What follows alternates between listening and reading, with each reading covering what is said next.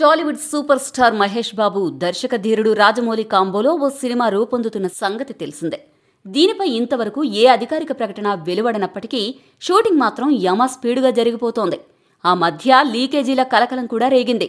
ఒడిశాలోని కోరాపుట్ అడవుల్లో షూటింగ్ జరుగుతున్నప్పుడు షూటింగ్ ఫోటోలతో పాటు ఏకంగా మహేష్ బాబు వీడియో కూడా లీక్ అవడం సంచలనం రేపింది.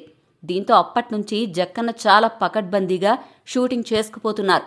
కథరీత్యా ఈ సినిమాలోని కొంత భాగం ఆఫ్రికాలోని అటవీ ప్రాంతాల్లో చిత్రీకరణ చేసుకోనున్నట్లు గతంలోనే వార్తలొచ్చాయి.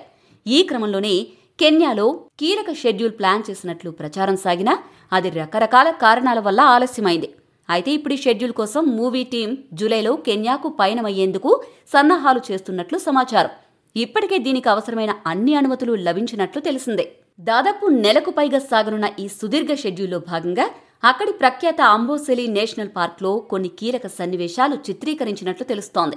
కెన్యాలో జరగనున్న ఈ షెడ్యూల్లో మహేష్, ప్రియాంక చోప్రా, పృథ్వీరాజ్, సుకుమార్తో పాటు మరికొందరు ముఖ్య తారాగణం పాల్గొనున్నారు. ఇది అటవీ నేపథ్యంలో సాగే ప్రపంచాన్ని చుట్టేసే సాహసికుడి కథగా ఉండనుంది. దీన్ని కేఎల్ నారాయణ నిర్మిస్తుండగా ఆస్కార్ అవార్డు గ్రహీత ఎంఎం కీరవాణి దీనికి మ్యూజిక్ సమకూర్చుతున్నారు.